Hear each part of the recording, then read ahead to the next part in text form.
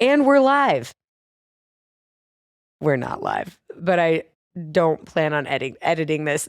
I just want it to be as real as possible. Riley is cracking. You can be out loud. We know you're here.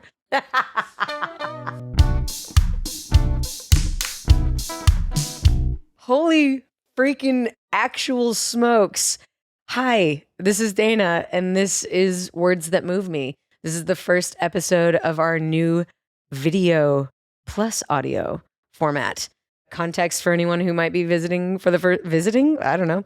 Context for anybody that might be here for the first time. I started a podcast in the last couple weeks of 2019 and have released podcast episodes every single week since then, except for the last 12 weeks. Decided to take a little break, a well-earned break after 182 episodes. And now I'm back.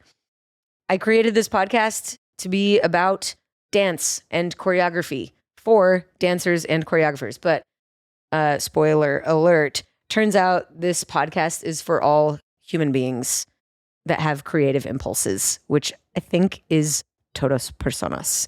Todas personas? I don't speak Spanish, but I do show up and speak on a microphone and sometimes want to kick myself for it. But this habit that I made 4, how many math years ago is really with me. Every single day of my break, I thought about it, and I'm really, really excited to be back. Before we get into any new guests or new lessons, though, I want to catch you up on some of the things that I have learned since then. But first, we're going to do wins.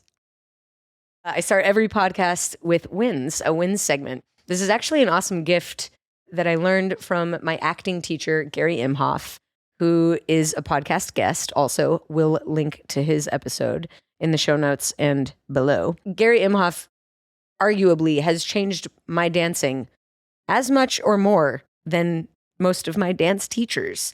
This person really helped me unlock a me-ness, a knowingness of me, a lot of clarity, a lot of confidence in myself and in my craft. And when I encounter creators in the world, usually those are the two things people are looking for, is clarity and confidence. So that is what this podcast is for. That is, Gary, that's right. I've got it. Gary starts his class off with wins because he believes that this life in the entertainment industry, the selling of creative services, can be really taxing. And without celebrating along the way, you might have a shorter journey. So to extend our creative journey, we celebrate wins first and frequently. Today, I am celebrating this, us, being here. And I would like to give a very, very big and important thank you to the one and only Riley Higgins, who is sitting camera right, who helped me with this setup. I also want to thank Josh Bergner for his technical and lighting advice and assistance. I want to thank Daniel Reitz for the lens that you are seeing me through and the lens that he sees me through as well. And let's see. A big thank you to the little love pup that's sitting down there. If you have been listening to this podcast for a while, y'all, you know that becoming a dog mom has been on my list of things to do for a hot minute. We should actually go back and find the first episode that I said, it was my win one. I don't know how we're going to find this. One of my wins was I'm becoming a dog mom. I remember it. I was nannying somebody's dog, or I was like, I'm taking steps towards having a dog, and holy actual shit balls. I'm a dog mom. This is my dog, Wrist Roll. We call her Riz for short. Shout out Ricky Ubeda for that classic nickname. He gifted the nickname. She's a black pug. She's 4 years old. She's a rescue from Wags and Walks, and her tail is a perfect curl that looks a lot like a perfect wrist roll. So this is Wrist Roll, my dog. This is my video audio podcast. Soon I'm just going to be calling it a podcast because I'm very aware that people have podcasts that are also on film. Who even am I? I'll tell you what. I've been talking a lot today. The eloquence. Trust me, first timers. Oh Lord. I'm usually more eloquent than this, but here we are. And we're live. We're not live, but I don't plan on editing this. I just want it to be as real as possible. Riley is cracking. You can be out loud. We know you're here. Where was I? Wins, words that move me, Riz, my life and my friends who have helped me get this far. A weekly podcast is no small task, but it helped me to learn myself and was rewarding in a way that made me very excited to come back. So I'm glad to be back. That's my win. Now you go. What's going well in your world? I really do want you to say it. Like, I want you to say it out loud or like write it down. Maybe tell somebody if you're with somebody. Maybe hit pause and do a little exchange if you're listening to this with someone. But Gary is right. You take too many punches out there to not celebrate your victories. So please tell me what's going well in your world. And you know what? If you would like to actually tell me, drop those wins in the comments here on YouTube. And or visit us on Words That Move Me podcast on Instagram. I would love to hear your wins. I love to champion all my movers and shakers out there.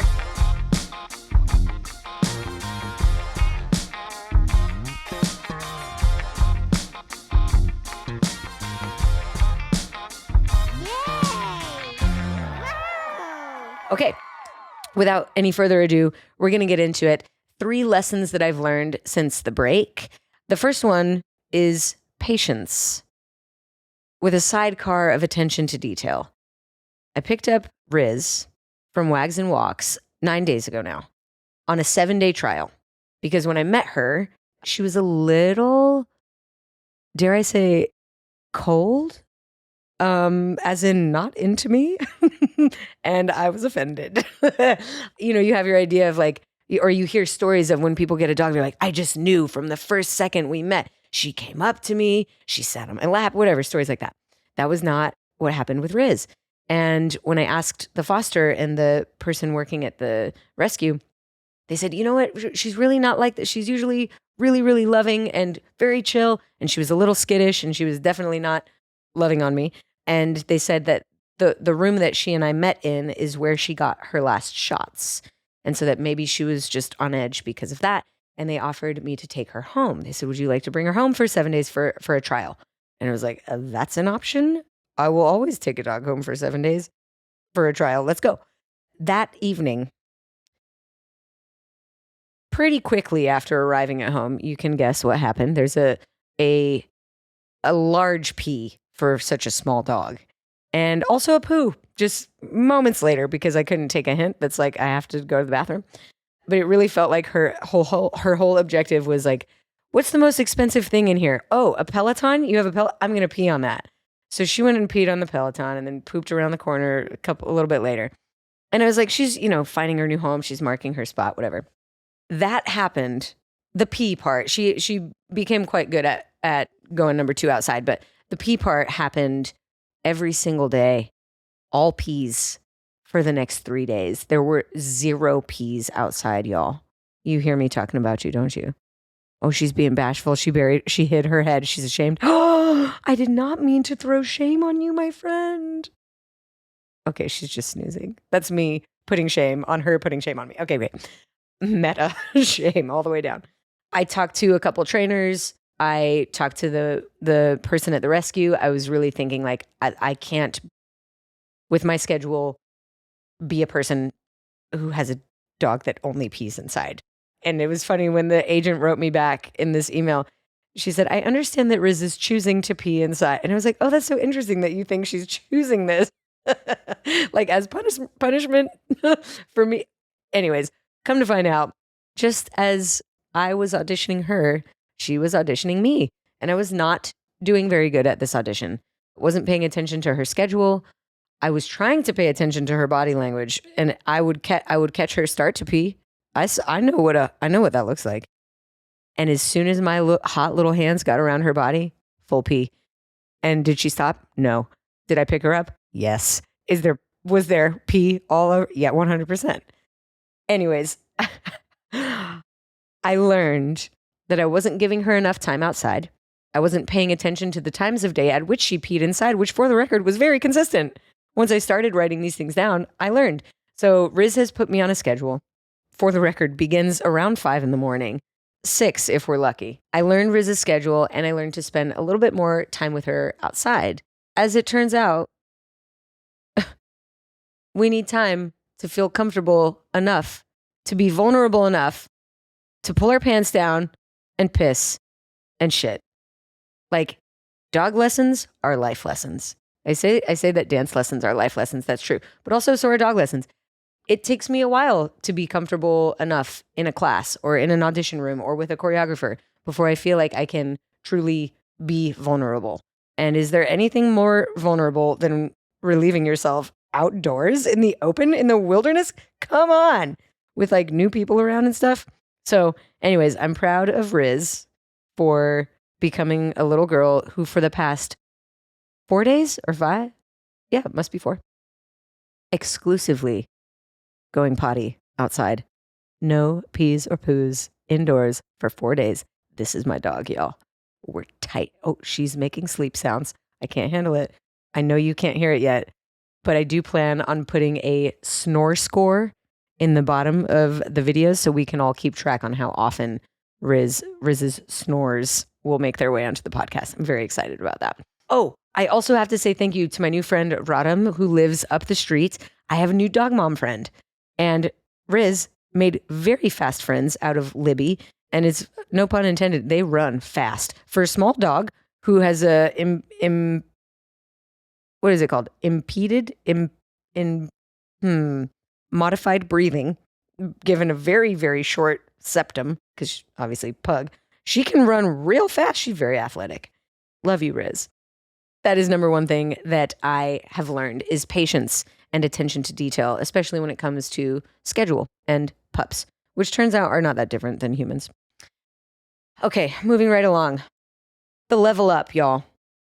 The decision to turn what was usually, not 50% of the time, but probably 35% of the time, a solo episode, me standing in front of my closet, or the other percentage of the time, me in a Zoom-like software with a guest, going from that into a 3-camera setup, also leveled up my microphones. I don't know if you could tell. No offense, Blue Yeti, you were great. I think I've 25x'd the amount of work that goes into pre-recording. And I have certainly 25x'd or more the work that will go into the back end. Riley and I have been planning this move. I've had many key players in my life really encourage this move. And the thought that helped me commit to it fully was that I strongly believe dancers who are usually seen with movement as their voice should not be actually voiceless. I love sharing the mic with dancers. And I think that choreographers, who most often are behind the scenes, should be given a face. I think we should see and hear this community. I am passionately committed to that here on the podcast and beyond. So that is the thought that got me through climbing this very steep learning curve. New equipment, new software, new technology, new process, new workflow. Riley and I were a well-oiled machine when it came down to the old workflow, and scrapping that for not having a plan was super daunting. I know that there's a lot of talk on my podcast and beyond about having a strong why. Like, I need to really believe in why I'm doing this in order to do this, the thing that is challenging, or the thing that has the physics of it is simply that I have to work harder to do more. That's the bottom line. An object in motion stays in motion. An object at rest stays at rest. And a video podcast is harder than an audio podcast. Like, those are the simple rules of it. And in scaling that mountain, it really did help me to remember that I do this because I care about dancers, I care about choreographers, I care about the community. But also the like sweet little bonus to all that is that I wind up having a front row seat to learning from my favorite people in the world. And I'm a good sharer, I guess. I'm excited for you to have a front row seat right next to me for all of that.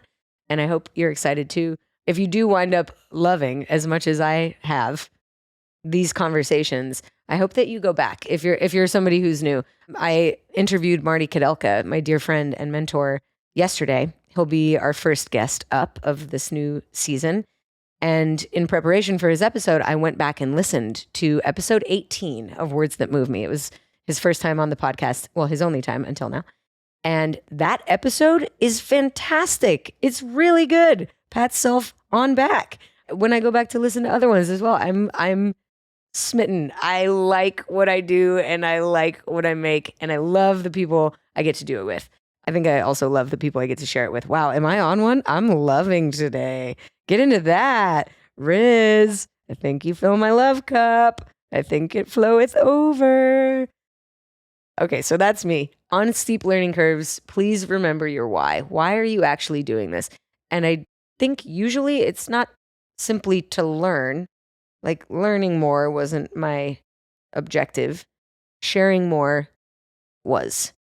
Sharing the faces of people I think aren't often seen and sharing the voices of people I think aren't often heard. That is why I'm here.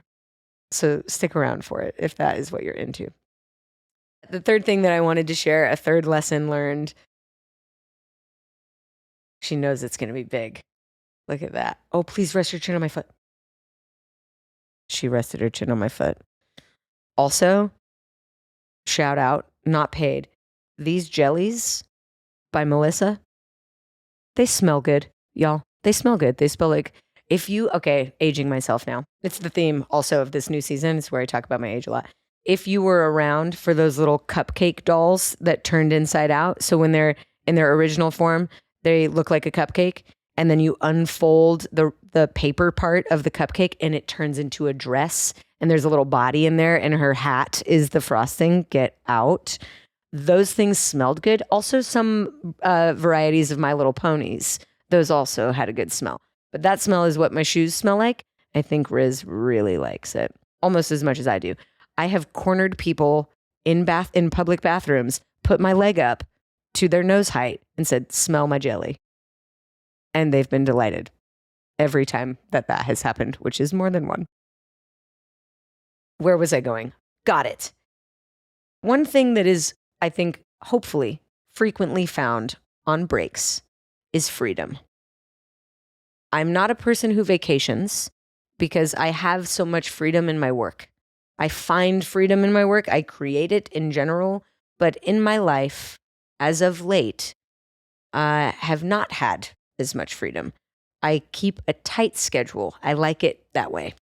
And I'm finding I would like to be a person who does things in digestible bites. And sometimes that's a once weekly podcast, but sometimes it's not. So from here on out, we'll be doing the podcast in seasons. I'll go 12 weeks on and then 4 weeks off, and then 12 weeks on and then 4 weeks off, because the freedom that I found outside of the weekly, schedule routine was hugely effective. The places I was able to go mentally without thinking of who's my next guest, the areas in which I was able to train when I wasn't, constantly plugged into this well-oiled machine that I told you about that Riley and I had built. It was nice to get out of that rhythm. And I think it was especially nice to be away from that rhythm long enough to give me time to find this new rhythm. I think it's a common thought that you will plateau. Anytime you train at anything, you will reach a level where you plateau and then something has to change. I think it's smart in between change to take a break, so that you allow your mind space from the old choreography. The old routine gets broken by freedom, space, openness, and then you get to fill that freedom, space, openness, and hopefully bring some of it with you, infuse some of the new way with that freedom. That is what I really hope we can achieve here with this. So wish us luck, ? I think that's what I've learned about freedom, is that breaks are, I don't love absolutes. I really don't. I try to avoid them on the podcast at all costs. You will rarely hear me say always, never, do this, don't do that. But I am going to say I do think breaks are necessary. I'm grateful that I took the one that I took. I'm grateful to be back. I'm so glad that you're here. And I'll be digging in a lot more to the concept of freedom and the changes in my life around relationship, work, podcasts, navigating great change. Ooh, I have a lot to say about navigating and making big decisions. And I have some incredible guests coming up this season. So, oh my God, I'm going to say this word. Click subscribe. Wow. Yep. Or the bell. Isn't there a bell or something? Tell your friends. Leave a comment or rating or review or win or all of the above. Actually, certainly do all of the above. And I will see you very, very soon. Till then, keep it funky. This podcast was produced by me with the help of many. Big love to our executive assistant and editor, Riley Higgins. Our communications manager is Ori Valladares. Our music is by Max Winnie. Logo and brand design by Bree Reitz. Thumbnails and marketing by Fiona Small. You can make your tax-deductible donations to Words That Move Me, thanks to our fiscal sponsor, the Dance Resource Center. And also, many thanks to you. I'm so glad you're here, and if you're digging the pod, please share it. Leave a review and rating. And if you want to coach with me and the many marvelous members of the Words That Move Me community, visit wordsthatmoveme.com. If you're simply curious to know more about me and the work I do outside of this podcast, visit thedanawilson.com.